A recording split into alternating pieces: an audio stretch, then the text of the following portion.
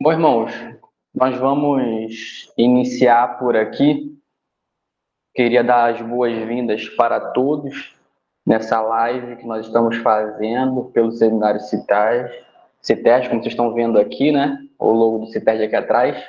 Então, sejam todos muito bem-vindos. Nós esperamos que essa live possa ser abençoadora, que possa esclarecer esse assunto aí tão importante na área do Novo Testamento, e que a gente possa sair daqui nessa noite edificado. Como a gente acredita, né, a teologia, ela não é apenas algo teórico, algo abstrato, mas, de fato, são verdades eternas que nós carregamos para a nossa vida prática, para a nossa vida diária. Então, a teologia, antes de tudo, ela é uma ferramenta prática. Portanto, nosso desejo nessa noite é que cada um que está presente aqui nessa live possa sair daqui edificado. O próprio apóstolo Pedro ele diz, né, para nós crescermos na graça e no conhecimento. Então a teologia ela tem essa função de nos fazer crescer em Deus. Eu queria pedir aqui para o nosso pastor Alex que ele pudesse fazer uma breve oração para nós estarmos iniciando. Vou pedir para o Tiago também já ligar a câmera dele. Nós vamos estar contando com a participação desses dois irmãos aí iluminados. Amém. Vamos orar então? Sim. Senhor nosso Deus, louvado, engrandecido seja o teu nome, por tua graça, por tua misericórdia.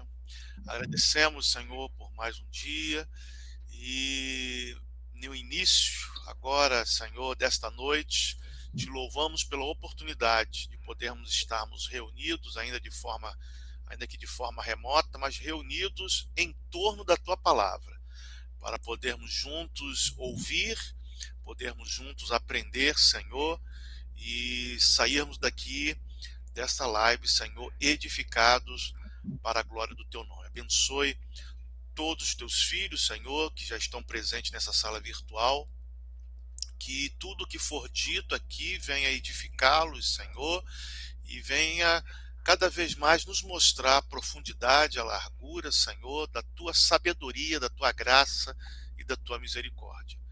Toma o nosso irmão o Eliel em tuas mãos, Senhor, que está coordenando este encontro, e os demais, ó Pai, que estão participando, como o Tiago, Senhor, abençoe cada um, Senhor, para que tudo seja feito para a glória do teu nome. Assim oramos, agradecemos e bendizemos o teu nome, em nome do Senhor Jesus. Amém.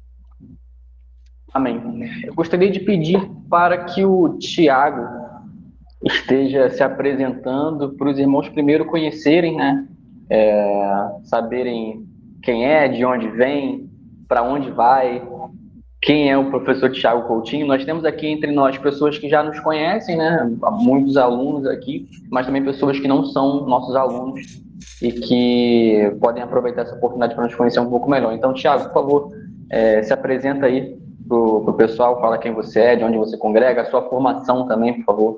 Ok. Olá a todos, a paz de Cristo Jesus.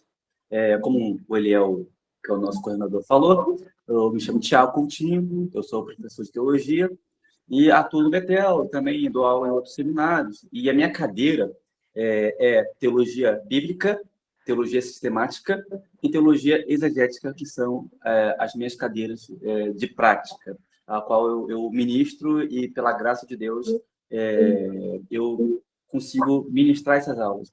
E a minha formação, eu sou formado em teologia pelo Betel Brasileiro e também sou sou pós-graduado em teologia bíblica e exegética e também sou pós-graduado em teologia sistemática.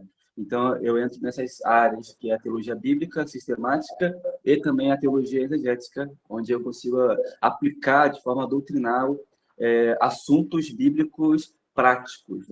Então, é um prazer estar ministrando aqui no CITERJ. Eu estou aqui mais ou menos 4 ou 5 anos, e tem sido uma experiência maravilhosa de crescimento espiritual e também profissional para a glória de Deus. Amém. Faltou só você falar onde você congrega. É verdade. Eu sou da Presbiteriana do Rio do Ouro, do reverendo Jonas, do mesmo do professor Eliel. Eu estou mais ou menos lá, já faz mais ou menos 15 anos, e tem sido uma bênção, né, ser pastoreado pelo reverendo Jonas. Isso, o reverendo Jonas também faz parte do conselho acadêmico aqui do nosso seminário. Ele também dá algumas disciplinas, leciona algumas disciplinas aqui na área do Antigo Testamento. E o Tiago, lá na Presbiteriana, né, atua também na área do ensino, né, aula de EBD, né, pregação, e de fato é uma bênção lá na nossa igreja. Bom, vou passar agora então para o pastor Alex. E enquanto o pastor Alex também se apresenta, você que está chegando aí agora, deixa nos comentários de que igreja você é, da onde você está nos assistindo também, para a gente poder conhecer um pouquinho mais de você. Pastor Alex, por favor, se apresente. Bem, irmãos, boa noite, a graça e a paz, né? Eu já acredito que muito poucos, talvez, não tenham tido contato, eu já sou figurinha carimbada já do CITER, já tem mais de 10 anos. Até o nosso diretor está presente, daqui a pouco eu já vou estar encaminhando aí meu documento para aposentadoria, acho que vou me aposentar pelo CITER. Bem, eu já atuo já no CITER, já, como falei, há mais de 10 anos, assim como o Tiago também atua na área, tanto na área da teologia sistemática. Eu acho que só é difícil eu não saber qual área a gente São tantas, né, que o professor adicionou aqui. Mas eu comecei com tipologia bíblica. Foi a primeira disciplina que eu me lembro como se fosse ontem. Foi a primeira disciplina que, quando fui convidado a participar, isso há mais de 10 anos atrás, foi tipologia bíblica. Então, daí em diante, o CITERG começou a me dar a oportunidade de investir, né? Porque pode-se dizer que eu sou um fruto do investimento do CITERG, né? A investir tanto para que eu crescesse como professor, né, e pudesse estar me aperfeiçoando no próprio seminário. Também tenho experiência em outros seminários, mas atuo hoje de forma mais efetiva no CITERG, não só como professor, auxilio aí o nosso coordenador geral, o Eliel, junto com o bacharel e o básico, e atuo, né, já no CITERG já há um bom tempo. Minha formação dentro da área de teologia, como já falei, minha formação teológica vem do seminário congregacional, antigo CTSERG. Sou pastor congregacional há 23 anos e atuo também como psicólogo, inclusive, né, já abrindo um leque aí, se o coordenador me permitir, nós já estamos aí, né, como psicólogo, inclusive o nosso diretor nos permite, né, tá aí atendendo, aí temos uma boa experiência também na parte psicológica, atendendo alguns irmãos. Inclusive, junto com o reverendo Jonas, nós temos nosso curso aí, A Mente e o Crente, que tem sido, assim, uma ótima experiência também aí no CITERG, onde nós falamos sobre teologia e psicologia. Então, basicamente, né, dentre outras atribuições que temos aí no CITERG, tá? E fico feliz. Perfeito, então. Agora eu também tenho que me apresentar, né? Isso. Antes eu vi aqui um comentário de uma irmã, a irmã falou que é da Igreja Batista de São Gonçalo, né? A igreja do nosso pastor Jonathan Bahia, acabou de ministrar aula aqui, né, de gestão eclesiástica e também panorama da história da igreja, não, história do pensamento cristão. Então, seja muito bem-vinda, Cássia, em nosso meio. Bom, meu nome é Eliel, eu sou coordenador aqui do CITERG, sou filho do diretor Edmilson, e também, assim como o Tiago, congrego na Igreja Presbiteriana aqui de Rio do Ouro, Niterói. Lá eu tenho atuado como evangelista, ajudando ali nos jovens, nos adolescentes. Tenho minha formação em teologia aqui pelo CITERG, bacharel em teologia pelo CITERG. O professor Alex, inclusive, foi meu professor durante a minha formação. E também tenho licenciatura em História pela UERJ. UERJ FFP, ali de São Gonçalo, né, Faculdade de Formação de Professores. Então, irmãos, hoje nós vamos estar abordando esse assunto e o pastor Alex já orou, né, já estamos abençoados e vamos entrar no tema, né, já que já nos conhecemos, já sabemos quem somos. Então, eu queria projetar aqui na live, vocês devem estar vendo aí a tela, né, os slides aparecendo. Eu vou trazer aqui a passagem bíblica em questão, onde nós vemos esse confronto entre o apóstolo Pedro e o apóstolo Paulo. Então, vamos entrar no assunto, e esse assunto nós encontramos em Gálatas, capítulo 2. Para quem não sabe, Gálatas é a primeira carta que o apóstolo Paulo escreveu. E também, cronologicamente falando, é o primeiro escrito do Novo Testamento, né? Antes de ser escrito ali os evangelhos, as demais cartas que nós podemos observar no Novo Testamento, Gálatas foi o primeiro escrito, cronologicamente falando. E nesse escrito, capítulo 2, a partir do versículo 11, nós podemos enxergar aqui as seguintes palavras do apóstolo Paulo falando para os irmãos da Galácia. Então, eu vou estar fazendo a leitura, quem puder, acompanhe aí na projeção. Diz assim, Gálatas capítulo 2, a partir do versículo 11. E chegando Pedro a Antioquia, lhe resisti na cara, porque era repreensível. Porque antes que alguns tivessem chegado da parte de Tiago, comia com os gentios, mas depois que chegaram, se foi retirando e se apartou deles, temendo os que eram da circuncisão. E os outros judeus também dissimulavam com ele, de maneira que até Barnabé se deixou levar pela sua dissimulação. Mas, quando vi que não andavam bem e direitamente conforme a verdade do Evangelho, disse a Pedro na presença de todos: se tu, sendo judeu, vives como os gentios e não como judeu, por que obrigas os gentios a viverem como judeus? Meus irmãos, essa é uma passagem emblemática.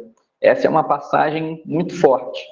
O Hernandes Dias Lopes vai dizer, por exemplo, que essa é uma das passagens mais constrangedoras de toda a Bíblia, porque nela a gente vê um confronto entre os dois grandes líderes da igreja, o apóstolo Pedro e o apóstolo Paulo. Mas por que existe esse confronto? E aí, para nós darmos início, pontapé inicial, é necessário nós falarmos brevemente sobre o contexto histórico aqui. Acontece que na igreja que existia em Galácia, havia uma heresia circundando a igreja, havia uma heresia assombrando aqueles irmãos. E o que é uma heresia? Heresia é todo e qualquer ensinamento contrário à palavra de Deus, contrário à verdade do Evangelho. E essa heresia era chamada de heresia judaizante. Ficou conhecida como heresia judaizante. Por quê? Porque nessa heresia havia um entendimento errado, uma compreensão errada a respeito do que era necessário para ser salvo. O que eu preciso fazer para ser salvo? Essa heresia dizia que apenas a fé em Jesus Cristo não era suficiente para a salvação. Era necessário que o homem também se circuncidasse, guardando a lei de Moisés. E aí a gente vê que o apóstolo Paulo ele vai repreender o apóstolo Pedro porque Pedro está se deixando levar por esta heresia. Inclusive, aqui na passagem, vou até voltar aqui, Paulo usa a palavra dissimulação. Ele vai falar que Pedro estava agindo de maneira dissimulada. E essa palavra aqui, ela também pode ser traduzida por hipocrisia, agindo de modo hipócrita. Mas, para a gente poder entender ainda mais a fundo essa heresia judaizante, da onde vem isso, qual que foi de fato o erro do apóstolo Pedro. O apóstolo Pedro caiu de fato nessa heresia, teve uma compreensão errada sobre o evangelho, mesmo tendo caminhado com Jesus tanto tempo, ou o apóstolo Pedro continuava crendo no evangelho tal como ele é, porém a sua prática estava desassociada da sua fé. Qual que era, de fato, a questão ali do apóstolo Pedro? Será que mesmo estudando, né, na escola teológica mais perfeita que poderia existir, que foi com Jesus, eles tiveram ali um intensivão com Jesus durante o seu ministério, aprenderam ao pé do mestre. Será que o apóstolo Pedro, então, ele esqueceu das verdades eternas do evangelho, se deixou levar por uma heresia? Como que isso se deu de fato? Antes da gente se aprofundar nessa questão, é necessário a gente voltar um pouco no tempo, lá em Abraão. Sim, por quê? Porque, como eu falei, a heresia judaizante vinha de uma compreensão de que era necessário se circuncidar para ser salvo. Apenas a fé em Cristo não é suficiente. A gente tem que crer em Cristo, mas a gente tem que praticar a obra que é guardar a lei mosaica e se circuncidar. Então, para a gente poder entender esse cenário mais a fundo, é necessário voltarmos lá no Pentateuco, os 5 primeiros livros da Bíblia. E para isso eu vou convidar o professor Tiago para ele poder estar se aprofundando nessa questão. Conforme você for falando, Tiago, eu vou passando os slides aqui, tá bom? Ok, obrigado, Eliel. Então, como o Eliel falou muito bem, essa ideia de circuncisão, esse orgulho étnico não começa naquele período quando Jesus estava, os fariseus entraram em cena, os saduceus também entraram em cena, mas há uma progressão de orgulho étnico que foi sendo desenvolvida na mente dos judeus, que é uma distorção antropológica. Então, é interessante usar esse termo de distorção antropológica, porque traz consigo uma falsa compreensão do que Deus não falou no Pentateuco. Então, nós temos que voltar um pouco a fita e entender, biblicamente, por que existia tanto preconceito contra os gentios. Pode passar, Eliel, por gentileza. Então, temos que falar do primeiro conceito, que é o quê? Que é a criação. Então, a gente sabe muito bem que a gente lê Gênesis 1 até o capítulo 2, Deus, de forma soberana, ele cria absolutamente todas as coisas por meio do seu poder. Então, essa maravilha da criação, toda a progressão da criação, tem como fim último. E qual é o primeiro fim último? A glória de Deus. E o segundo, colocar a coroa da criação naquele planeta que Deus tinha criado. Então, nós vemos, Gênesis capítulo 1, todo o processo criacionário, até a criação, a coroa da criação, que é o homem e a mulher. Então, quando nós olhamos para Gênesis capítulo 2, conseguimos observar toda a narrativa mosaica do processo da criação do homem. A gente vê Deus se curvando no barro e modelando o homem a partir daquela substância da terra, e nessa substância ele começa a modelar um homem que era a sua imagem e semelhança. Então, Deus, ele modela, ele faz o homem de acordo com a sua imagem e semelhança. Ele coloca o homem onde? No jardim. Que conhecemos na teologia o microcosmo. Então, dentro do Éden, o homem, na sua dignidade, em estado de perfeição, ele tinha uma missão, que era o quê? Que era de guardar o jardim, e além de guardar o jardim, repassar aquilo que Deus tinha falado com eles e passar para a sua posteridade. Então, o foco do Éden era expandir o reino de Deus na Terra, no microcosmo, como um reino perfeito de união e não de separação e de segregação racial. Mas o que acontece após essa narrativa, aí que entra a questão dessa questão racial judaica e gentílica. Há um processo terrível que é a queda. Então, a queda, embora que estivesse debaixo do plano de Deus, foi trágico, porque o ser humano consigo tinha a responsabilidade de guardar o jardim e não comer do fruto. Só que acontece o trágico, quando nós lemos Gênesis capítulo 3, Satanás, ele tenta Adão e Eva, e nesse processo de tentação, eles acabam sucumbindo, e não vou entrar aqui na doutrina do pecado, mas na consequência em si, o homem e a mulher comem, se rebelam e, consequentemente, são expulsos. Aí que começa toda a tragédia.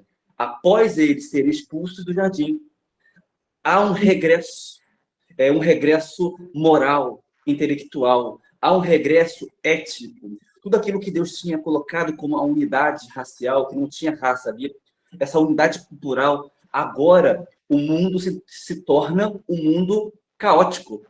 Adão e Eva começam a ter filhos, geram filhos, e geram mais filhos, gera Caim, que era o filho da serpente, e vemos que o pecado começou a ser ampliado no mundo. Então, não havia mais essa questão de guardar a lei do Senhor. Então, aí saltamos então para Gênesis capítulo 6, que Deus ele resolve escolher. Ele resolve escolher Noé. E quando ele escolhe Noé, ele faz uma nova descendência a partir de Noé, que é aqui que começa todo o panorama étnico, de onde começa toda essa ideia judaica de que os judeus eram especiais. E, de certa forma, eles tinham razão sobre isso. Mas a razão que eles têm agora é uma razão distorcida. Após Noé, quando o dilúvio é cessado no mundo, Noé tem o chamado de repopular o mundo. Então, Noé gera mais filhos, e os filhos de Noé geram mais filhos, ele repopula novamente o mundo como um chamado adâmico que tinha sido fracassado lá atrás. Então, nós vemos em Gênesis capítulo 6 essa mudança, essa criação de novas culturas, de novas línguas, de novas nações, que foi bom e, ao mesmo tempo, foi ruim, porque isso gerou muitos malefícios, como, no caso, a idolatria. Então, após Noé, o mundo se encontra totalmente perdido. Agora, quando saltamos de Gênesis 9, 10 e 11, o mundo está totalmente diferente. E esse mundo diferente é um mundo polarizado, culturalizado, mas é um mundo de pessoas que não temiam mais o Deus de Israel. Então, a gente conhece ali o famoso episódio da Torre de Babel, que os seres humanos eles tramaram em si construir uma torre que se achegasse até o céu. E essa torre seria por um motivo sórdido, que era o quê? Que era se achegar ao trono de Deus, da mesma forma que aconteceu com Satanás lá atrás. Então, Babel foi um exemplo trágico de mais uma tragédia causada pelo homem. Só que qual foi a consequência disso? Mudança étnica. Como consequência, Deus traz a eles uma maldição que iria trazer uma pluralização que redundaria em uma maldição. Então, qual foi essa maldição? Essa multiculturalidade de línguas. Então, as línguas foram divididas naquele momento que ninguém entendia, que era uma forma de separação.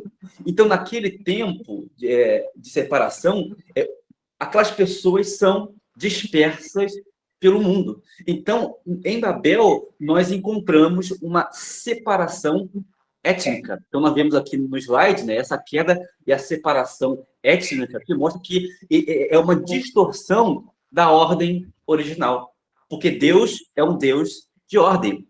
Então, a maldição trouxe essa desordem e trouxe essa divisão étnica como maldição, que destoava daquilo que Deus tinha criado lá atrás em Adão e Eva. Novamente, o mundo entrando em colapso religioso, de fé, de cultura. Então, o ser humano está cada vez mais terrível, corrupto e sem conhecimento pleno de Deus.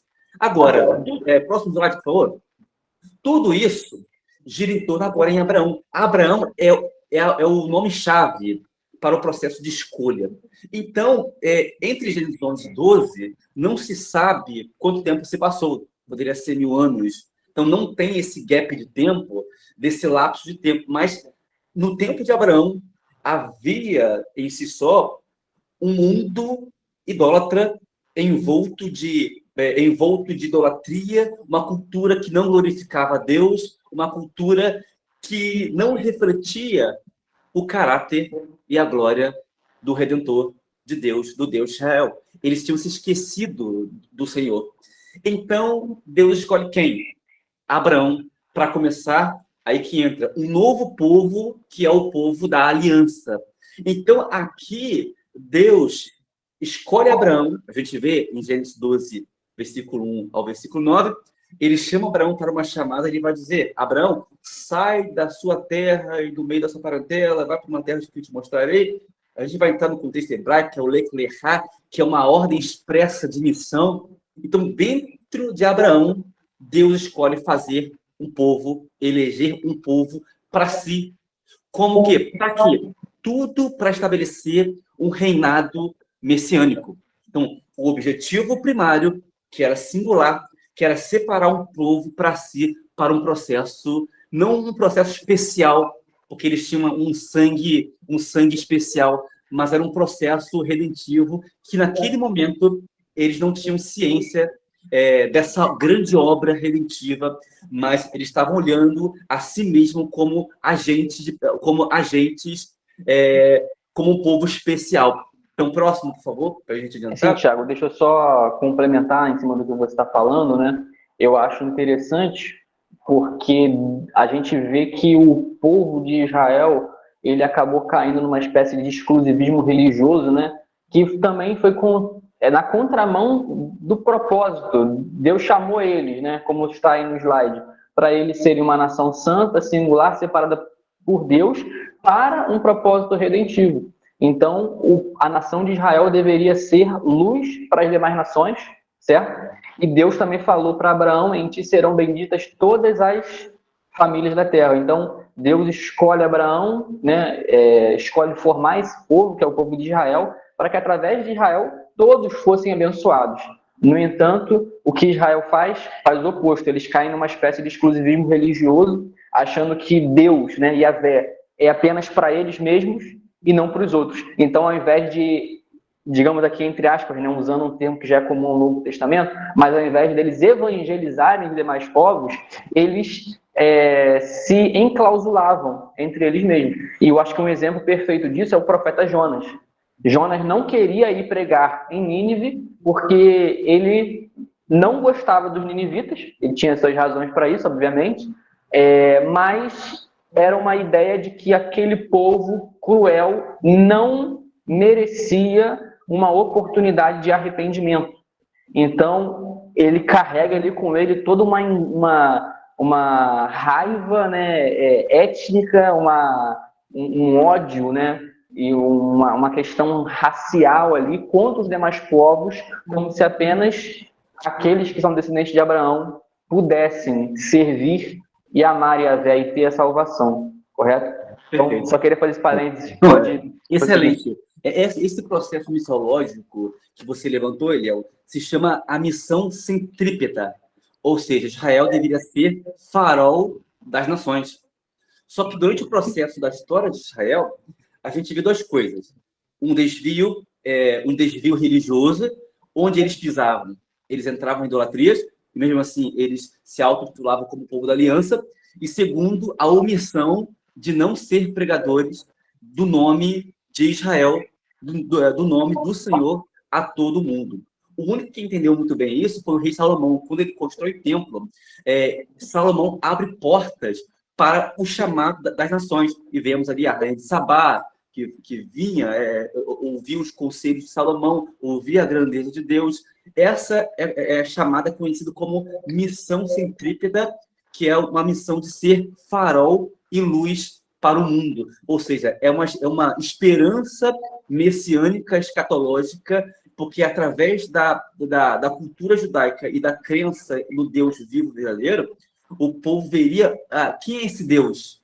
Então, iria acompanhar todo o processo redentivo, porque os gentios, eles deveriam ser incluídos na aliança, ser enxertados. Só que isso tem um sensus pleno, que é o sentido mais pleno, no Novo Testamento, quando Cristo vem.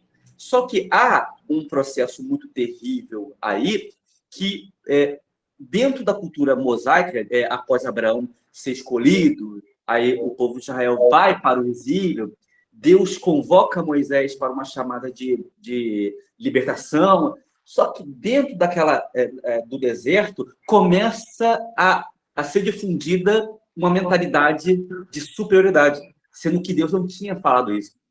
Por quê? Quando Deus chama os judeus, os hebreus, para sair do exílio egípcio, no meio desse exílio não tem só hebreus, tem também povos gentios. Só que Deus ordena que esses povos sejam tratados como os hebreus mais prosélitos. Eles deveriam ser incluídos na aliança do Senhor. Só que havia uma cláusula ali. Se tratando da comunhão, do sacrifício, dentre outras coisas, eles não podiam participar. Só que eles ficavam em um local separado da tenda da congregação, junto com os judeus impuros. Mas por que os gentios se encontravam no meio de judeus impuros? Não era porque os gentios eram eram subcategorias étnicas, muito pelo contrário. Porque havia uma lei de que, dentro do povo da aliança, não podia ter essa mistura racial. Porque isso traria muitos problemas, porque Deus tinha uma aliança com Israel. Só que essa linhagem sanguínea de clã para clã deveria ser preservada dentro da linhagem das duas tribos de Israel. Se houvesse essa mistura étnica, haveria uma distorção étnica, e Deus, sendo sábio, ele separa a nação que são gentílicas para não ter essa mistura étnica, para preservar a nação eleita, escolhida em Abraão. Então não podia ter. Não é à toa que quando o povo chega na Terra Prometida, eles cometem pecado. A gente lê Juízes, eles começam a fazer a morada em Canaã. O que eles fazem? Começam a ter relações sexuais com mulheres gentílicas, pagãs, e, consequentemente, houve uma distorção de crença, e eles começaram a adorar outras divindades e não preservaram a sua crença no Senhor, Deus único verdadeiro, e a gente vê a consequência disso. Deus mandando juízo constantemente no livro de Juízes. Só que dentro desse contexto todo, foi se alimentando essa ideia. Não, nós somos povo eleito, escolhido de Deus, então a gente somos um povo especial, então nós podemos fazer o que nós bem entendermos. Mas eles esqueceram que Deus chamou eles para um plano redentivo. Pode passar o slide, por gentileza? Perfeito. Então, a gente vê aqui uma guerra entre judeus e gentios. Por quê? Essa regra cultural de não se misturar, como disse anteriormente, é apenas de uma mistura étnica. Porque a raça, se você olhar para um contexto antigo, era visto como uma herança inalterada. Todos os povos naquele tempo tinham nações que não se misturavam com outros povos, como os egípcios com egípcios, mesopotâmicos com mesopotâmicos.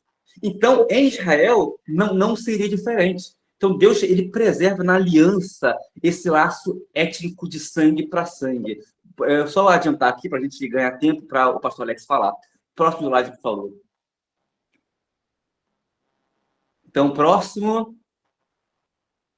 Então, aqui, em Gênesis 11, a gente volta um pouquinho sobre essa separação. Há um contexto de separar. Deus escolhe um povo, Deus escolhe uma nação. Só que, quando chegamos no Evangelho, as coisas mudam. Porque os cristãos judeus agora, eles não tinham uma missão de ser farol para o mundo. Agora, a missão agora é de ir às nações. Agora, aqueles judeus da nação eleita, escolhida por Deus, que Deus escolheu para uma missão de pregar o evangelho, agora eles não deveriam ficar em Jerusalém.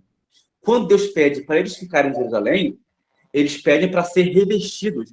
Agora, Jesus agora ele convoca os judeus convertidos a Cristo não para ser faraó, agora é para ir para o mundo inteiro e pregar o evangelho. Então, agora a missão muda. A missão era ser, para vir a promessa redentiva.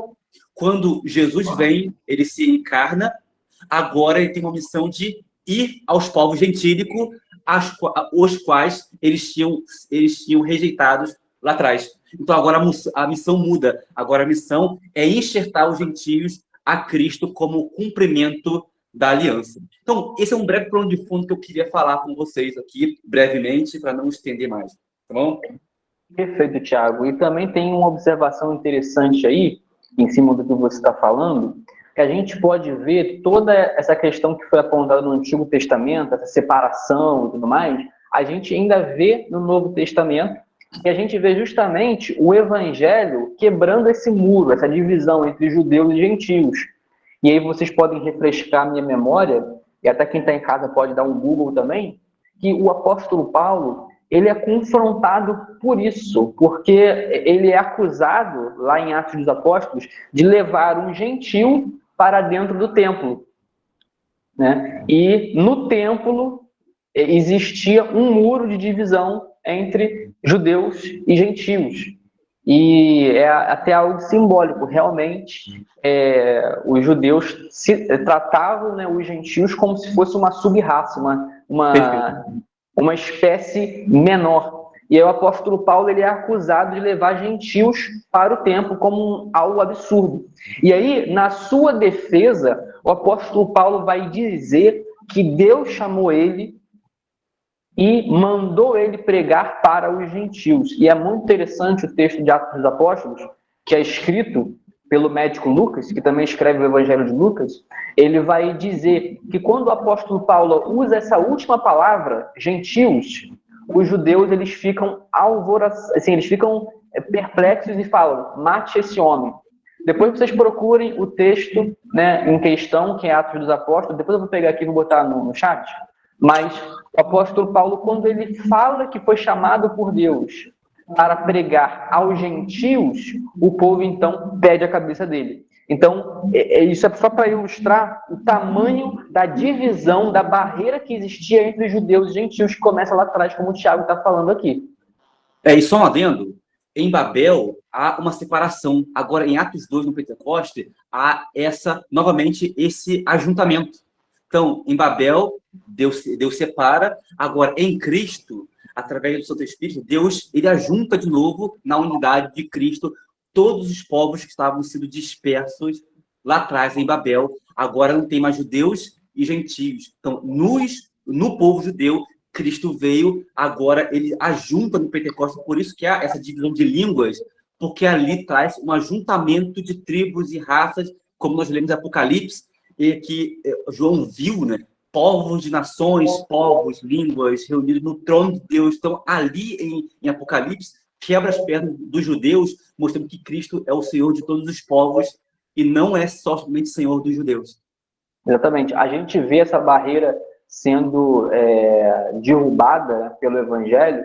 Ali, você falou em Atos 2, é o pontapé inicial. Logo depois a gente vê, por exemplo, em Atos 6, se eu não estou enganado, que é a parte em que eles escolhem os diáconos, né, elegem os diáconos, e ali a eleição dos diáconos é justamente para poder amenizar um problema também que era racial, porque o texto vai dizer que as viúvas hebreias que eram de fala helênica, que eram gregas, elas estavam sendo preteridas na distribuição o que hoje a gente faz de cesta básica para distribuir. Então, as viúvas que eram helênicas, né, elas estavam sendo preteridas nessa distribuição. E aí os apóstolos, eles sabem que aquilo ali não era correto, então eles elegem, né, os diáconos para que eles fizessem uma divisão justa, né, e sem essa espécie de barreira religiosa. Então, tendo feito esse pano de fundo, agora eu vou passar para olha, já ia falar, vou passar para o apóstolo Paulo. Vou passar para o pastor Alex, para ele poder estar dando assim a sua contribuição. Além do mais, antes de passar para o pastor Alex, eu falei aqui da instituição dos diáconos, mas a gente tem também o próprio apóstolo Pedro indo na casa de Cornélio. Vocês lembram aí dessa passagem? Quem está no chat aí, vamos interagir. Coloca aí se você lembra dessa passagem onde o apóstolo Pedro ele vai à casa de Cornélio. E Cornélio ele era gentio. E depois Pedro tem que se explicar aos judeus do porquê que ele foi na casa de um gentio. Porque um judeu não podia estar na casa de um gentio, tamanho era essa divisão e essa barreira religiosa e racial que havia entre eles. E a gente vê Pedro indo na casa de Cornélio, pregando o evangelho para eles, o Espírito Santo sendo derramado ali, e mesmo assim, depois a gente tem essa situação de Gálatas, que o apóstolo Paulo relata. Então você vê aí que o que aconteceu com Pedro nesse meio tempo, né? Mas o apóstolo Alexandre Borges está com a palavra. Que isso, rapaz, que isso, faz comigo não. Bem, irmãos, depois dessa apresentação do nosso querido professor Tiago, né? Eu acho que fica muito claro esse desenvolvimento, né, da mentalidade judaica, cada vez mais trazendo para si a ideia de que o fato de terem sido escolhido como o povo que foi o receptáculo, o recebedor da lei, de que haveria um exclusivismo, quando na verdade nunca foi essa a intenção de Deus. Tanto que em Êxodo, capítulo 12, versículo 49, Deus coloca isso muito claro. É uma só lei, tá? Para o natural e para o estrangeiro que peregrinar entre vós. Então, ou seja, só essa declaração já nos mostra que na mente de Deus, claro, o povo eleito, o povo de Israel sendo eleito, eles tiveram ali o privilégio de receber a lei e a partir desse evento serem, de fato, como o nosso professor Tiago colocou, o povo que deveria levar esse conhecimento da lei do Senhor, da santidade do Senhor para os outros povos, até mesmo porque diversos escritos do Antigo Testamento diz que Deus é o Deus de todos os povos. A casa de oração, né, que é chamada casa de oração para todos os povos.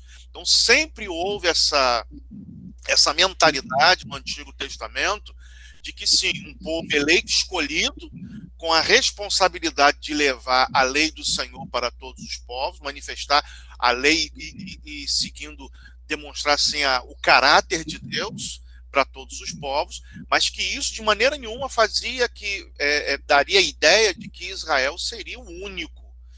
E isso foi ao longo do tempo, principalmente depois do cativeiro babilônico, com o surgimento das sinagogas, né? E aí houve essa questão aonde isso ficou mais contundente, a tradição rabínica, aonde o exclusivismo foi de fato assim bem mais explícito e relegando assim os gentios a pessoas de segunda classe, tá? Bem, quando nós fazemos, por exemplo, uma análise exegética de Gálatas, capítulo 2, do versículo 11, né, ao 14, que foi o que o nosso coordenador leu, e a gente percebe que, na minha opinião, tá? E aí eu estou aí diante aí de dois professores, tanto o Tiago como o Eliel, mas na minha opinião, depois da carta aos Romanos, Gálatas, para mim, é a carta mais importante no quesito de definir, delinear muito bem a questão entre graça e lei.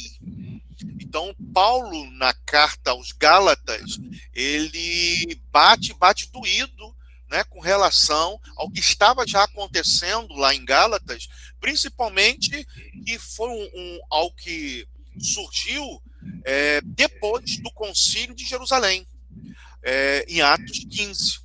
Então, assim, a Igreja de Jerusalém já tinha decidido que não iriam colocar nenhum peso da lei com relação à guarda da lei sobre os gentios, Mas a igreja ainda estava muito resistente, alguns da igreja ainda estavam muito resistentes a essa questão.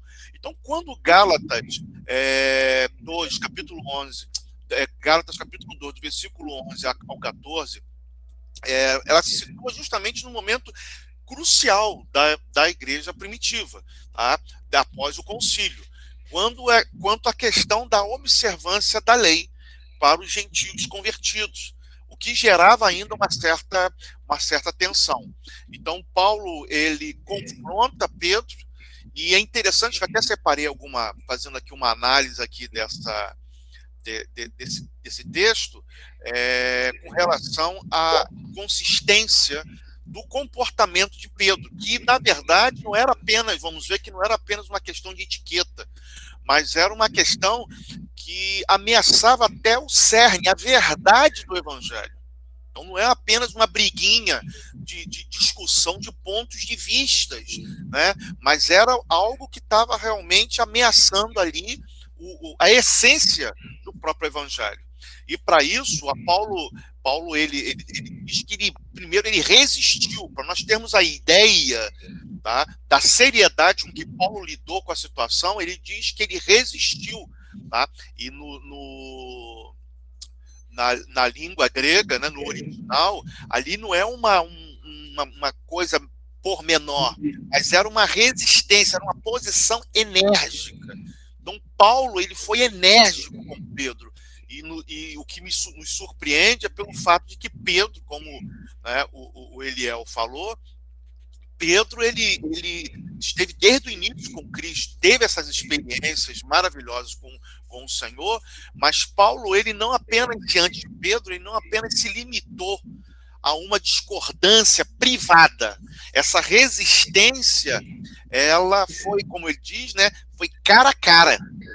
Então, o texto ali diz que Paulo resistiu a Pedro na frente de todo mundo, demonstrando que a autoridade da verdade do evangelho se sobrepõe a qualquer hierarquia eclesiástica, inclusive a do apóstolo Pedro. Então, ainda que Pedro estivesse já há mais tempo, né, no apostolado e tenha tido experiências que Paulo não teve, mas pela verdade do evangelho, Paulo, ele foi capaz de peitar o apóstolo Pedro ali de forma muito categórica, nos dando a ideia de que o assunto não era algo bobo, mas era algo que realmente trazia para a igreja a base. Porque se naquele momento Paulo não agisse assim com o apóstolo Pedro, o próprio evangelho em si ficaria ameaçado, porque aí você teria uma igreja dividida entre os judeus orgulhosos, que se orgulhavam da sua cultura, que se orgulhavam da sua história e que se orgulhavam das suas experiências do passado, e uma igreja gentílica que seria sempre vista como uma igreja de segunda classe. Ou pior ainda, uma igreja que deveria, para ser salva, aderir aos preceitos da lei mosaica. Um outro ponto que me chama a atenção nesse texto também é quando Paulo ele fala que Pedro usou de dissimulação, que é o termo que nós utilizamos, né, para traduzir como hipocrisia. Que o hipócrita, né, vem de hipócrisis, do grego hipócrisis, fala sobre o ator. Então, ou seja, Pedro ele foi ali, na verdade, dissimulado. Tá? Até o próprio termo, exegeticamente, né, ele significa, nessa passagem, isso. Alguém que se torna um ator. Alguém que, diante de uma situação, ele finge estar bem, ele finge estar muito bem à vontade, tá? Mas, no entanto, ele, por baixo daquela máscara, por baixo daquela hipocrisia, né? Ele, na verdade, ele não estava ali agindo, como Paulo vai dizer, como deveria com retidão diante do evangelho. E isso é tão importante, porque no contexto, né, diz até que isso não apenas envolveu o apóstolo Pedro, mas até Barnabé se deixou ser levado por essa hipocrisia, por essa dissimulação. E aí, uma outra palavra-chave também é o andar retamente, ou seja, Paulo chama a atenção do apóstolo Pedro porque ele se desviou de andar retamente diante do evangelho, ou seja, de proceder corretamente. O que o evangelho aí nos dá a ideia, trazendo para nós, que o evangelho não é apenas a admissão de uma doutrina ou a admissão de algo em que a gente recebe apenas como informação, mas o proceder também precisa estar ali junto com aquilo que nós recebemos como informação. Então, Paulo ele usa ali o termo ortopodel, ou seja, andar retamente. Não é orto, porque é o andar direito. Então, nos vem essa questão. Eu digo que estou vivendo o evangelho, mas esse evangelho é um evangelho ou ortodoxo, um evangelho que realmente exalta a Deus, que me faz viver de fato e viver e entender de fato o que essa graça significa. Então, ou seja, Paulo ele utiliza como até como uma metáfora, tá? Uma conduta alinhada com a verdade. Tá? Ou seja, você não está andando você não está andando retamente de acordo com o evangelho. Tá? Ou seja, a ação de Pedro não era reta, porque desviava do caminho traçado pela graça. Então é muito mais do que apenas uma discordância. E aí Paulo ele fecha no versículo 14, quando Pedro faz isso, ele diz o seguinte, o que nós traduzimos, deixa eu abrir aqui novamente pegar aqui a minha Bíblia, ó, o que ele diz aqui no final, mas quando vi o que não andava bem, né, ou ortodoxamente conforme a verdade do evangelho, disse a Pedro na presença de todos, se tu sendo judeu vives como gentio e não como judeu, por que obrigas os gentios a viverem como judeus? É interessante esse termo que Paulo usa, no caso aqui, ele usa o termo judaizem, ou seja, judaizar. Por que você quer, se você, por um lado, você experimentou dessa liberdade de estar ali se confraternizando, comendo, porque de acordo com a tradição judaica, e a gente percebe isso, o Eliel nos lembra, quando ele esteve lá na casa de Cornélio, e ele teve que se explicar para a igreja de Jerusalém, né, a primeira coisa que os líderes da igreja de Jerusalém começaram a questionar o apóstolo Pedro você sabe que não é lícito um judeu entrar na casa de um judeu, de um não-judeu. E você entrou e comeu com eles. Se você for procurar isso na lei, não está na lei. Não existe essa questão na lei. O que existe? A tradição, né? Isso, existe sim as leis dietéticas, mas você não vê nada ali que um judeu não poderia sentar-se, né, com um gentio. Mas eles ampliaram isso pela tradição rabínica a ponto de não vamos nem entrar, nem entre na casa de um não judeu. Então, Paulo ele utiliza esse termo, né, judaizem, ou seja, você está querendo judaizar essa sua atitude, tá? Logo você, Pedro, um apóstolo, um dos, vamos colocar assim, um dos mais expressivos, né? Foi através da fala de Pedro que o Senhor ali ele fundou ali, fundou ali a igreja em Atos, tá? Você, com essa atitude, você vai estar dando margem para quê? Para você judaizar a igreja. Então, assim, eu acho muito interessante quando o apóstolo Paulo usa desse verbo no infinitivo do presente, denotando, assim, o viver como judeu. Então, ou seja, a igreja, essa atitude levaria a igreja a viver como judeu. E é justamente isso que Cristo veio romper. e fica muito explícito isso com o rasgar ali do véu.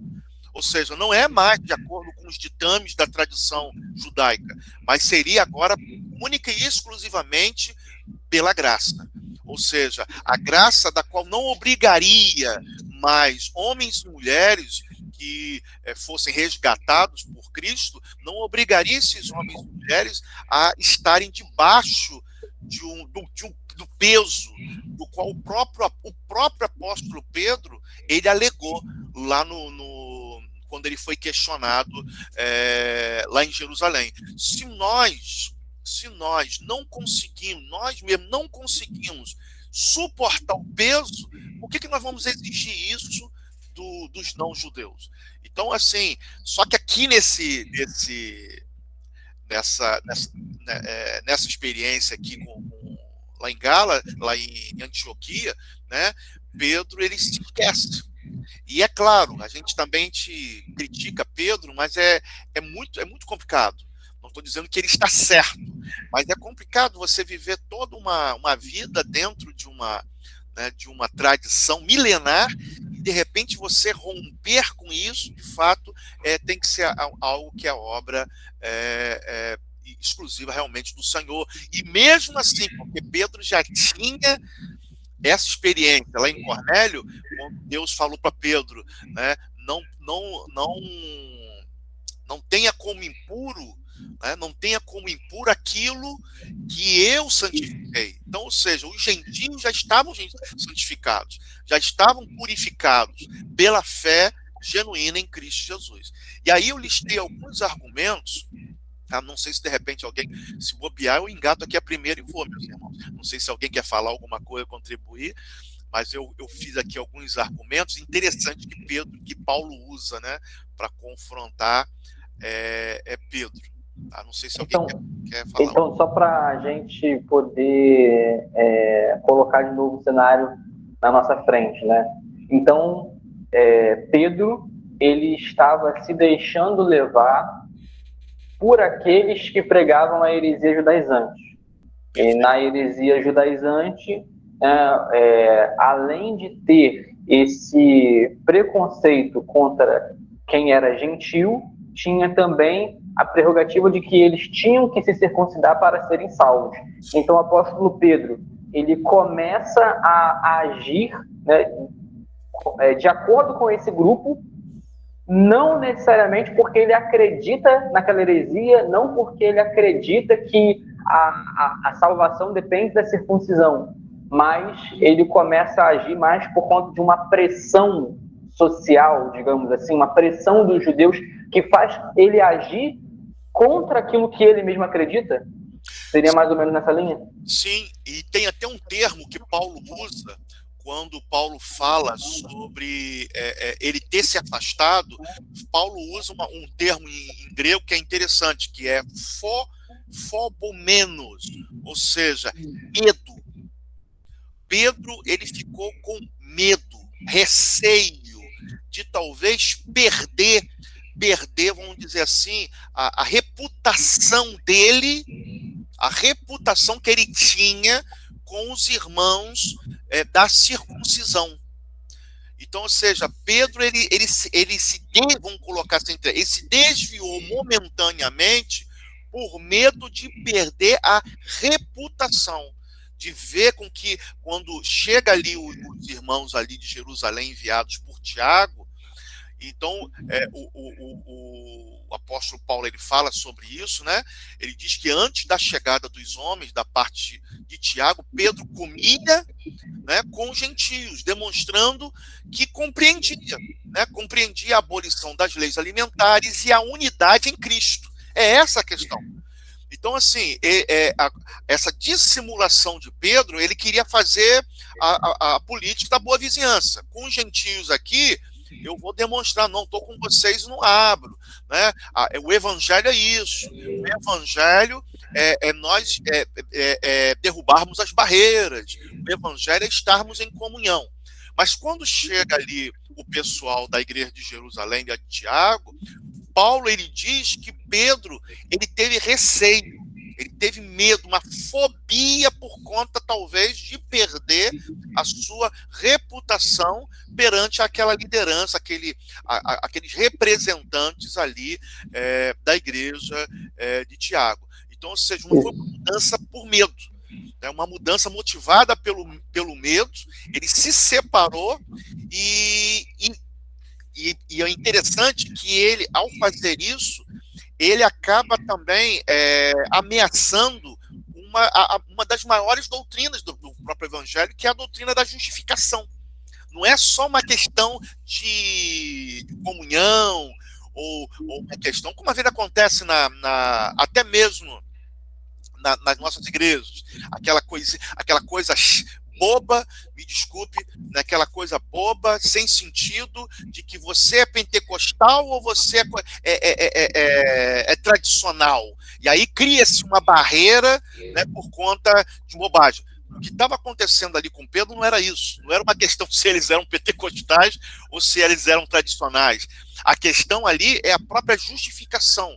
Porque voltando, né, a igreja voltando para a lei, ela iria automaticamente desprezar o que foi feito na cruz para a justificação do pecador.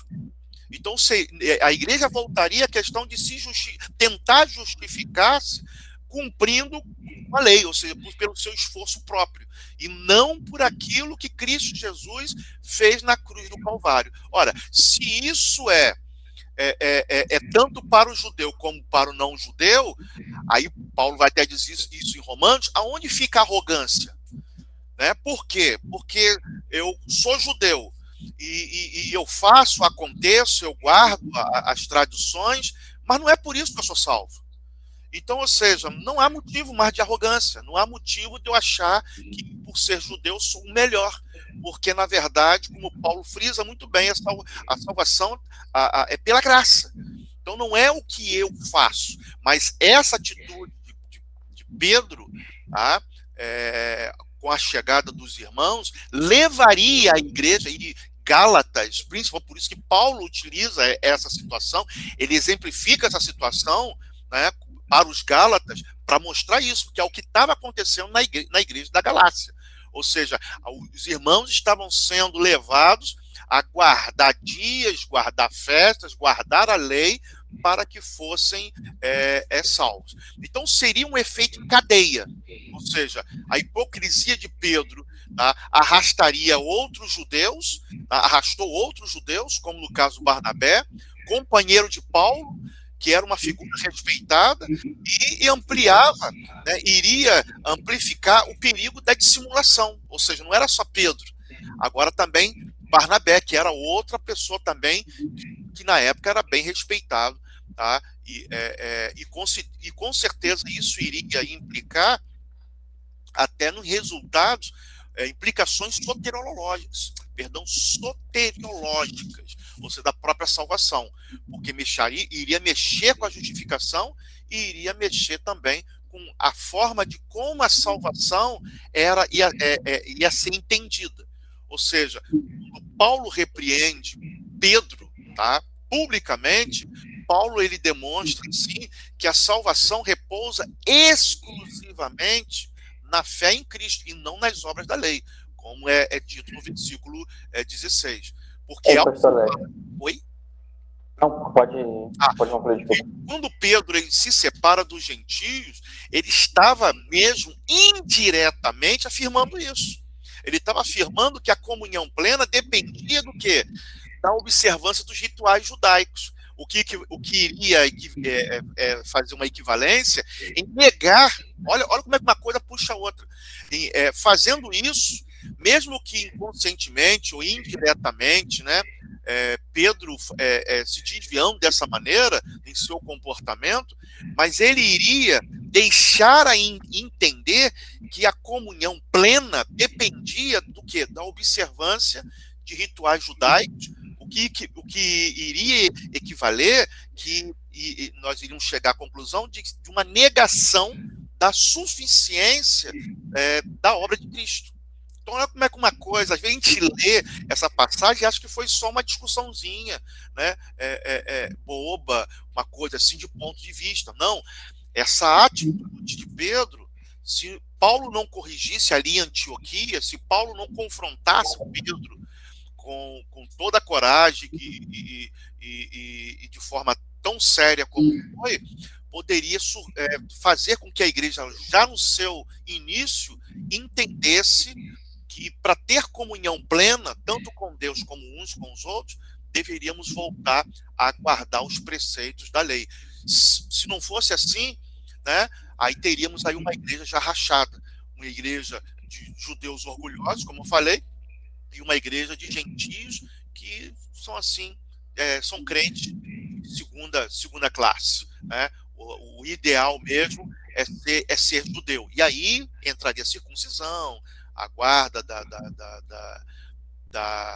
dos dias e festas, iria prejudicar a própria liberdade cristã, né, que obtemos agora em Cristo Jesus. Então, essas são algumas implicações dentro daquilo que o apóstolo Pedro, né, provocou, se realmente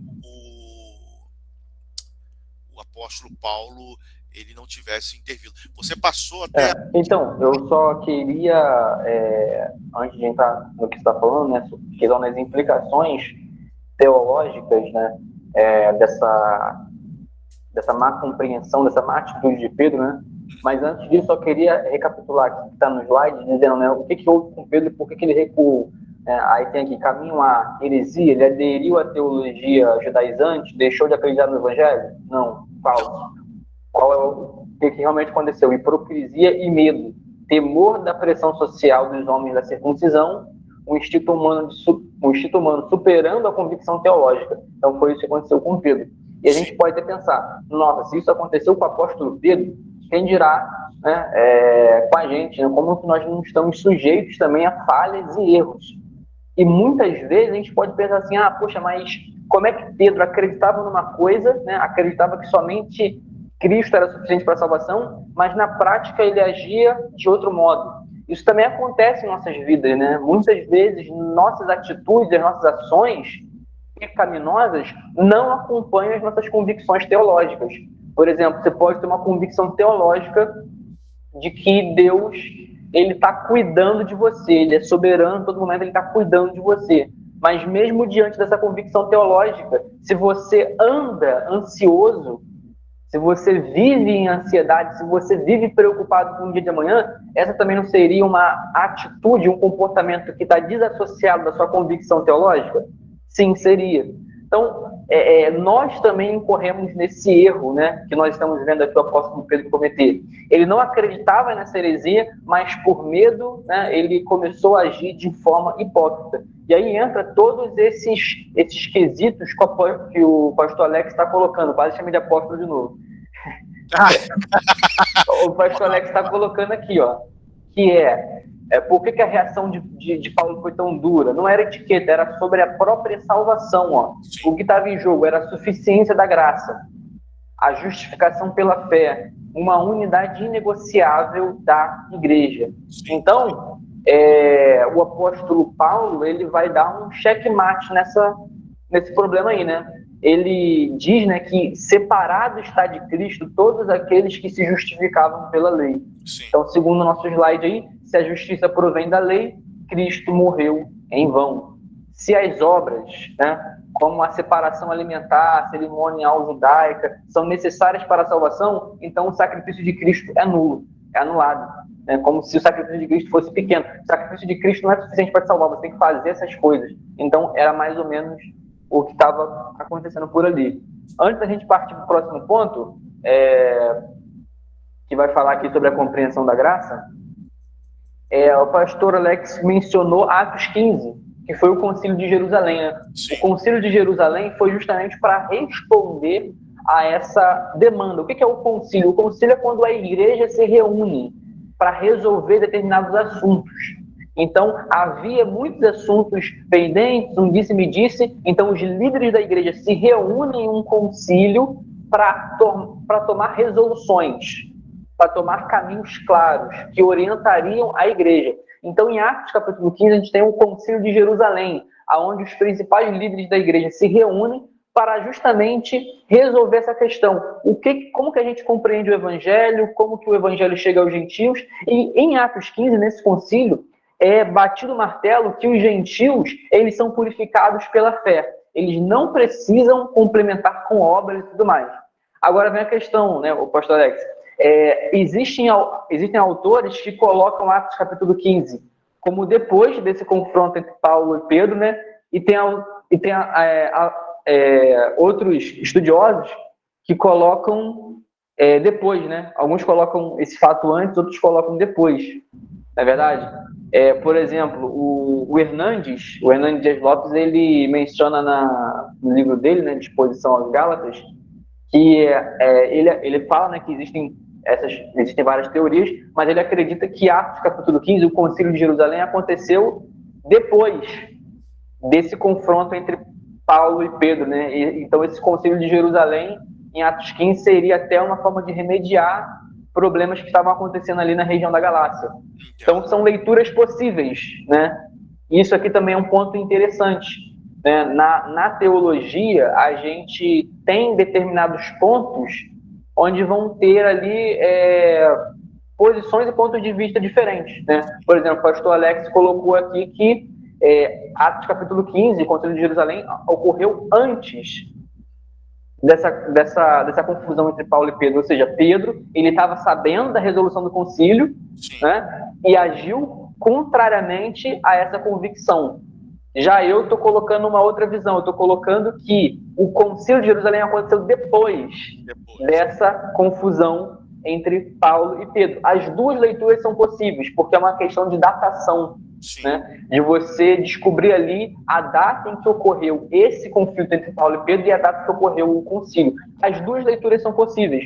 No entanto, ainda que a gente acredite em datas ali diferentes, o processo é o mesmo.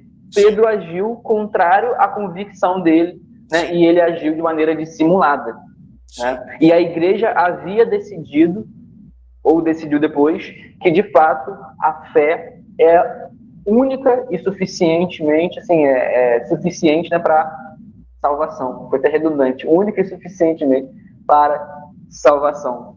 Então, podemos prosseguir aí, né, a compreensão da graça. E tem uma pergunta no chat. Os irmãos aí que desejarem, podem ir colocando as perguntas de vocês, tá? Que a gente vai aqui reservar um tempinho para responder.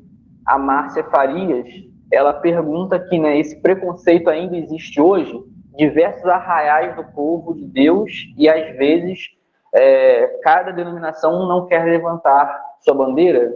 Não acontece isso? De fato, isso acontece também, né?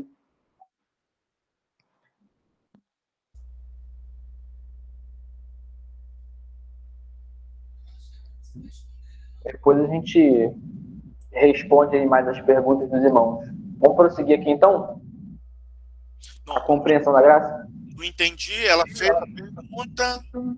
Ela fez a pergunta, eu li aqui a pergunta dela. Daqui a pouquinho a gente volta para responder a pergunta dela e a dos demais irmãos, tá bom? Tá. Então os demais irmãos podem colocar as perguntas de vocês aí. Tá. Então vamos lá. A compreensão da graça, né? O processo. O Antigo Testamento, Deus ele exigia um povo estritamente separado por razões divinas, a tradição foi enraizada. Na Nova Aliança, a ressurreição de Cristo junta judeus e gregos irrevogavelmente, e a Epifania, Pedro, inicialmente, atado ao instinto da tradição, como bem o pastor Alex falou aqui, né? Não era uma questão que estava exposta na lei, mas era uma questão da tradição. A gente vê os fariseus fazendo isso, né? Os fariseus, eles adicionavam novas leis, né? E criavam tradições. E Jesus ele vai dizer, inclusive, que os fariseus eles anulavam a lei de Deus por causa das suas tradições. Então, Pedro, atado ao instinto de tradição, leva tempo, mas finalmente compreende a total amplitude dessa graça. Então, jogando a bola de volta aí para você, pastor Alex, apóstolo Pedro, e aí, ele se consertou? Ficou no erro? Não, é interessante. Tiago também, pode falar. Deixa eu passar para o Thiago, então, eu já falei bastante. Deixa o Thiago, então, passar a bola para o Thiago. Depois do Thiago eu falo. Não, pode falar, pastor, mas só vou dar um adendo aqui. Eu gostei bastante da exposição que o senhor fez, mas o apóstolo Pedro, ele tomou vergonha na cara quando tomou essa repreensão de Paulo? Vemos evidências que sim. Por quê? Temos alguns argumentos em favor disso. Primeiro está na primeira carta e na segunda carta. Nós vemos na segunda carta de Pedro, principalmente, não se sabe quando foi escrita, mas foi uma carta tardia. Pedro já estava velho, quase ao ponto de morrer. Nós vemos que Pedro, tanto na sua primeira carta e segunda, era um Pedro maduro. Era um Pedro maduro. Por quê? As cartas que ele escreve era para um povo multiculturalizado, judeus e gentios. E até porque, no final da carta de Pedro, Pedro faz um elogio a Paulo, dizendo que Deus tinha concebido uma sabedoria de Paulo, que os escritos dele são muito difíceis de compreender. Então, nós vemos o respeito que Pedro tinha pelo apóstolo Paulo, devido à sua influência intelectual. Paulo, além de ser Enquanto você fala, Thiago, eu vou colocar na tela aqui essa passagem para o pessoal ler com a gente. Tá bom. Pode. Aí, então, Pedro via Paulo como um gigante na fé, que conhecia muito mais sobre a graça, a teologia da justificação em Cristo Jesus, só que Pedro era limitado. Nós vemos isso até no seu conhecimento pleno a respeito da teologia. Pedro, embora sendo apóstolo, ele era limitado.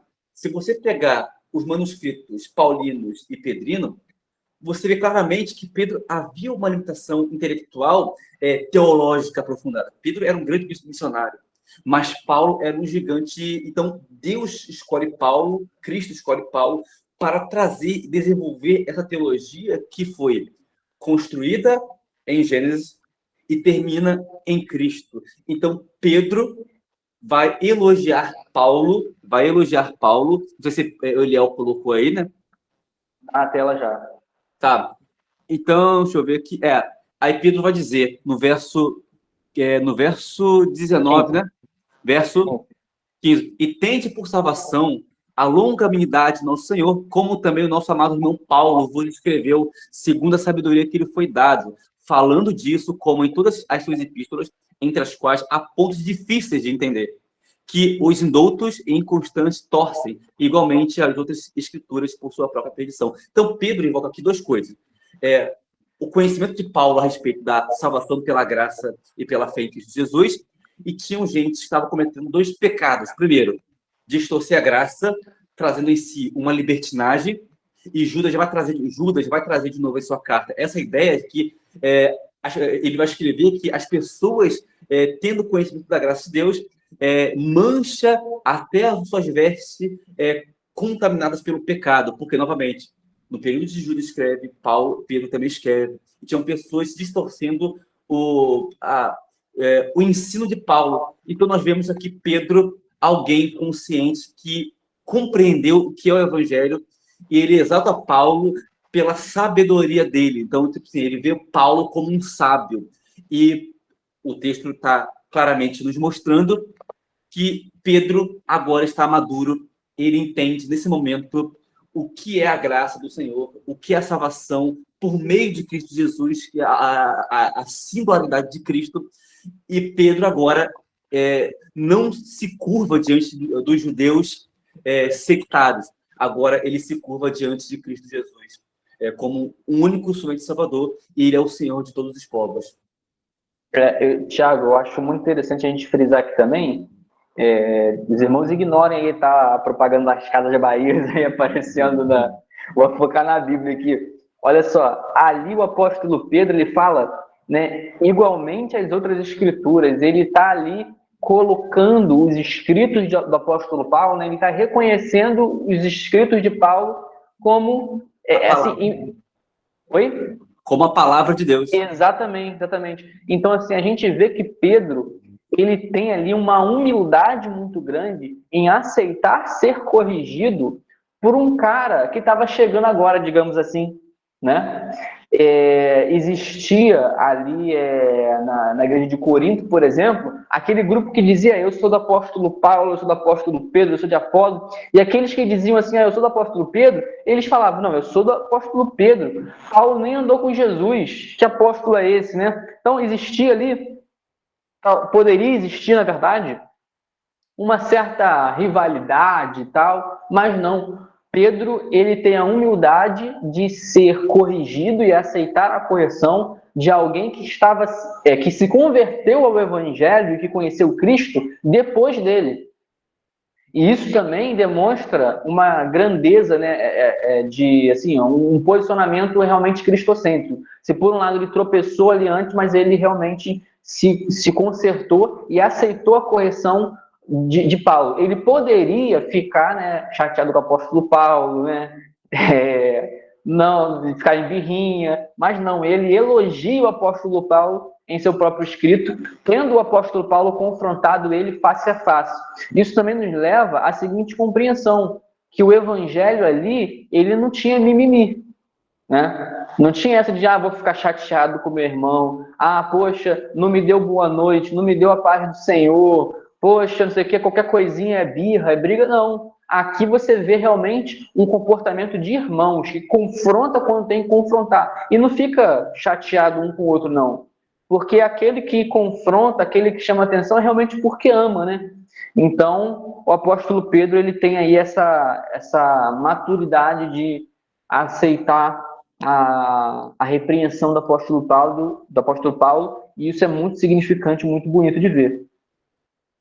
Como a gente vê também na Bíblia, né, outros momentos de reconciliação, né? A gente tem, por exemplo, a gente vê que Pedro e Paulo se deram bem, no final das contas, porque Pedro escreve isso. A gente vê também Paulo escrevendo sobre o jovem Marcos, né? O jovem Marcos que na segunda viagem missionária, ou na primeira viagem missionária, agora não me recordo, havia abandonado ele e Barnabé, né? E aí ele e Barnabé tiveram um entendimento e tal, aí cada um foi evangelizar por um lado, né, com duplas diferentes, mas você vê lá no final das suas cartas que o apóstolo Paulo fala de Marcos e que ele era muito útil, né, a ele no ministério também ali, uma reconciliação, digamos assim. A gente pode ver isso, né, nas nuances ali, nas entrelinhas das cartas. Perfeito. Agora, é interessante, o Eliel estava falando, e o Tiago também, sobre a questão de tradição. Como isso é importante para nós hoje, no sentido de que o que é tradição? Os judeus, eles desenvolveram a tradição deles, né, de acordo com aquilo que eles compreenderam, né, do que foi recebido, da experiência. Então eles foram formando. Isso é muito comum. Assim como nós também temos as nossas tradições eclesiásticas, temos a nossa história. Mas uma coisa que esse episódio me faz pensar, e eu sempre falo isso no seminário, né, não só com relação à tradição eclesiástica, mas até tradição teológica. Como eu sempre falo, teologia se escreve a lápis. Então, nenhuma tradição, nenhuma concepção teológica, nenhuma tradição eclesiástica pode estar acima das verdades do Evangelho. Pelo contrário, elas têm que estar submissas às verdades do Evangelho. O que aconteceu com o apóstolo Pedro foi justamente isso. Ele deixou-se levar pelas suas concepções, da sua tradição, e ficou com receio de repente, contrariar justamente aqueles que representavam essa tradição. Mas como o Tiago falou, independente de qual tradição, Pedro agora não se curva mais diante da questão das suas tradições, mas ele se curva agora a Cristo. Não estou dizendo com isso que as nossas tradições não têm um valor. Sim, tem, tá? Porque elas também vão nos dar a oportunidade de pensar e repensar sobre toda a bagagem histórica, tá, eclesiástica e teológica que temos recebido ao longo de todo esse tempo. No entanto, eu preciso sempre olhar a tradição pelo viés de que essa tradição jamais pode contrariar a essência do Evangelho e, consequentemente, criar muros, né? Costurar novamente o véu que vai trazer aquela separação entre as pessoas que têm a mesma fé que eu tenho em Cristo Jesus, tá? Mas que em pontos secundários podem discordar, mas é o mesmo evangelho, estão bebendo da graça do Senhor. Então, essa experiência aí do confronto entre o apóstolo Paulo e Pedro nos demonstra que se homens como eles, né, se homens como Pedro, tá, que foram usados pelo Senhor, ele se deixou levar para uma situação, né, de uma influência da sua tradição, da sua cultura e até mesmo ali na questão ali de outros irmãos. Imagine nós, né? E estamos aí engatinhando, né? Tateando ainda. Então nós temos muito que aprender com essa questão de não colocar nossas tradições eclesiásticas acima do que realmente é importante.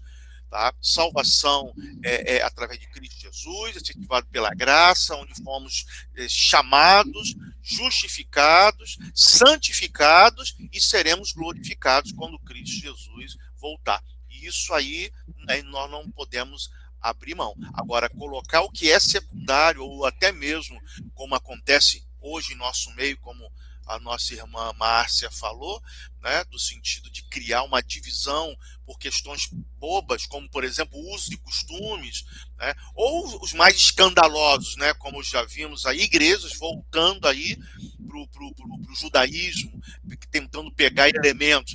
Aí sim, eu acho que há sim uma oportunidade também de confrontarmos essas ideias, né?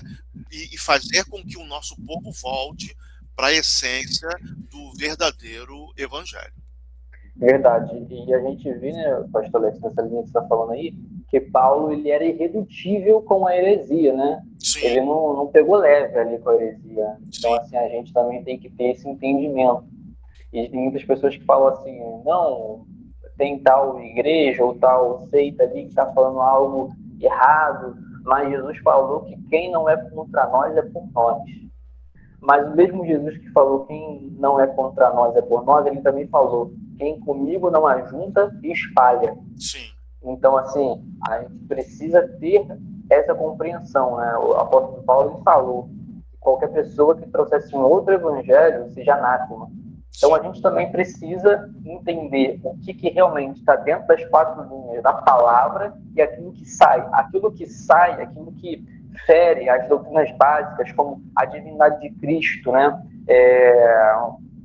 Que fere a salvação pela fé, né? A graça como, né, meio da salvação. Todos esses pontos fundamentais, eles precisam ser tratados com muito zelo, como o apóstolo Paulo tratou aqui. Ele foi zeloso pela sã doutrina. Sim. Então, queridos, eu vou tirar aqui a apresentação dos slides e a gente vai ver aqui o chat, se tem mais alguma pergunta. Se não tiver mais perguntas, a gente vai, assim, caminhando para o final. Teve mais um comentário aí, né?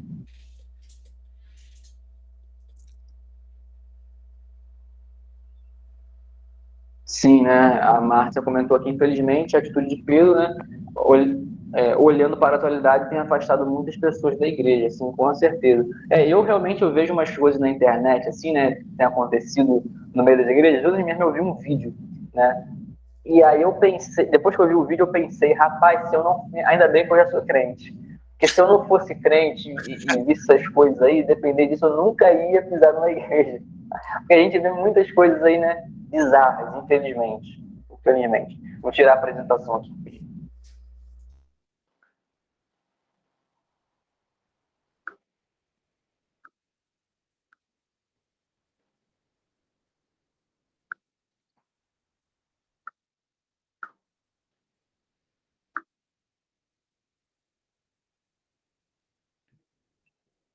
Prontinho. Então, irmãos, vamos aguardar aqui, vamos ver se alguém vai colocar alguma pergunta no chat. Ou, se não tem nenhuma pergunta, coloca aí também. Coloca aí, ó, deu para entender tudo, ou ficou muito claro e ninguém tem dúvida, ou ficou muito confuso e não dá nem para formular a pergunta. Vou esperar aqui a participação de vocês no chat.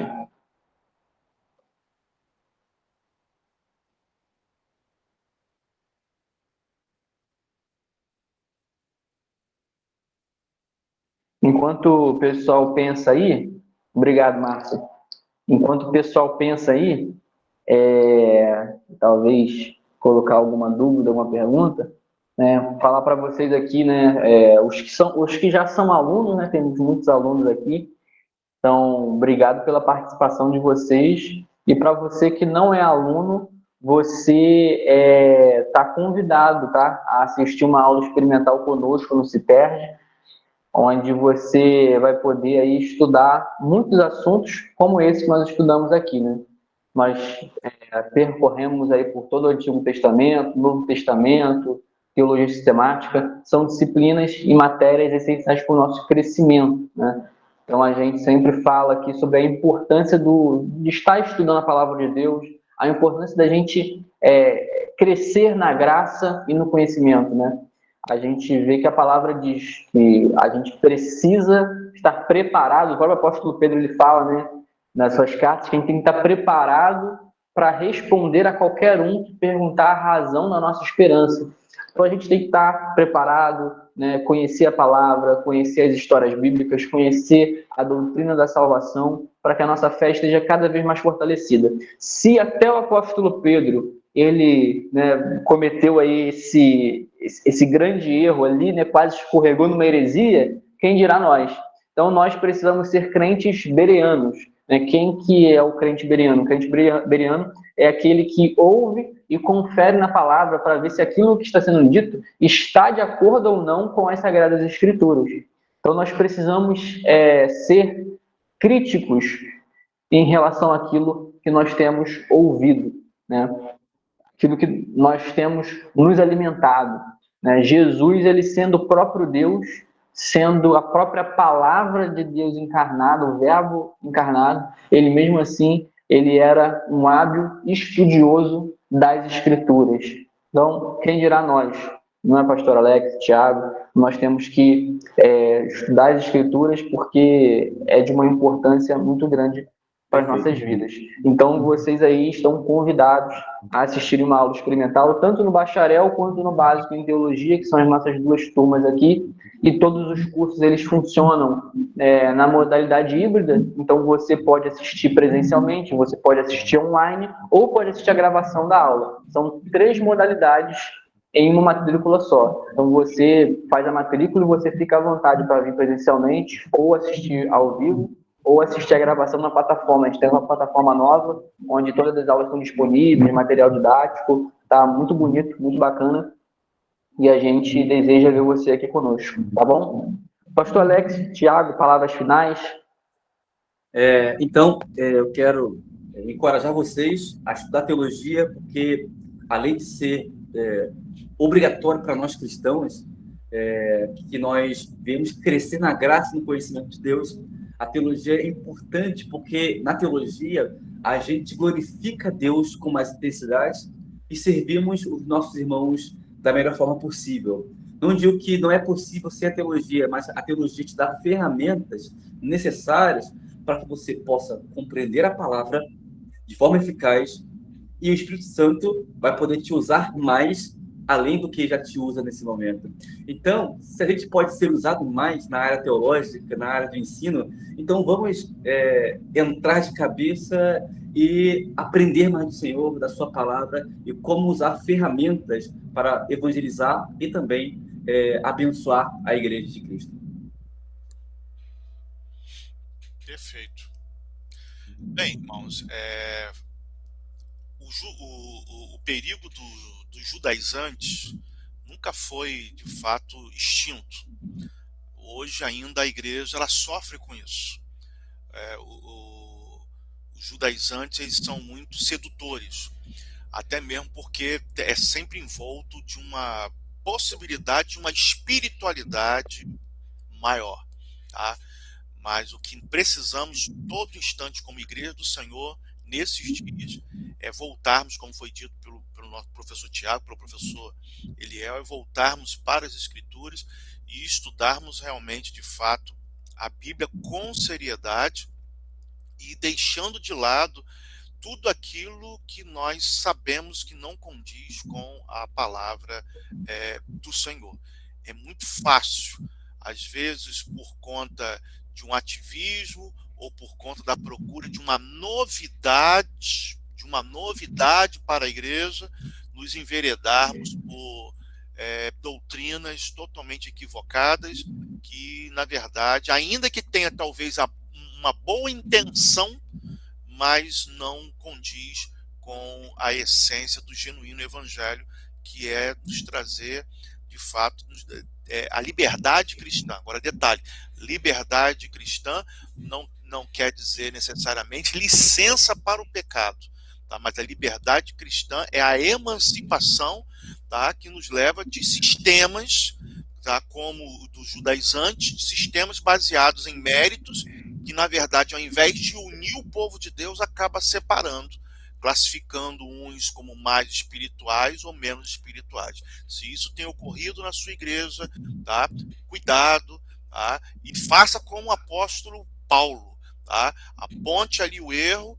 Claro, a verdade deve ser dita sempre em amor, mas deve ser realmente dita de forma séria, para trazer realmente aqueles que estão sendo levados por um erro à presença de Cristo, que com certeza ilumina e nos faz andar em caminhos perfeitos, tá? Então, fico muito satisfeito de ter participado e que Deus continue nos abençoando e guardando a sua igreja até o glorioso dia do retorno do nosso Senhor.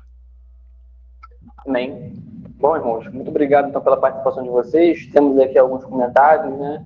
O Daniel Freitas falou, foi ótimo, muito esclarecedor. A Andresa, nossa aluna, né, falou muito bom, ficou muito claro, gostei muito. Ionara Pissanha falou, foi muito bom, as explicações foram claras, objetivas, de fácil entendimento. Muito obrigado por compartilhar informações tão preciosas e enriquecedoras. Ionara, prazer é nosso, tá, de poder contribuir aqui de alguma forma, né? Agradecemos aí a presença de todos vocês e vamos nos despedindo por aqui, tá bom? Só para avisar também que essas lives, elas vão prosseguir, hein? Essa é a segunda live, a gente teve a primeira live, né? Que foi o Citergcast, né? Esse aqui também é um Citergcast, e a gente vai para a terceira. E a terceira, quem que vai escolher o tema? Vão ser vocês. A gente vai aí selecionar alguns temas e a gente vai fazer uma enquete para os próprios alunos escolherem qual vai ser o próximo tema abordado por nós. Então, queremos aqui nos despedir e até a próxima live. Vou pedir para o Tiago estar orando, então, para a gente poder encerrar na paz do Senhor. Senhor Deus, bendito Pai, obrigado, Senhor, por esse momento precioso, onde tem irmãos queridos que estão na live, também o Citerge, que Deus possa continuar abençoando, que venha ser a casa do Senhor, que prepare homens e mulheres para atuar e trabalhar na sua área, Deus. Senhor Jesus, muito obrigado por esse momento, onde nós podemos compartilhar, trocar informações bíblicas na sua palavra, para que isso impeça que distorções invadam nossos corações, para que nós possamos te glorificar melhor e entender o santo evangelho da graça e o quanto foi precioso aquilo que o Senhor realizou no Calvário em nosso favor. Muito obrigado, Senhor, por essa graça maravilhosa que o Senhor tem nos concebido em Ti, e despeça em paz na sua presença, em nome do Senhor Jesus. Amém. Amém. Meus irmãos, muito obrigado, uma boa noite para todos. Bom, tchau, tchau, fiquem na paz.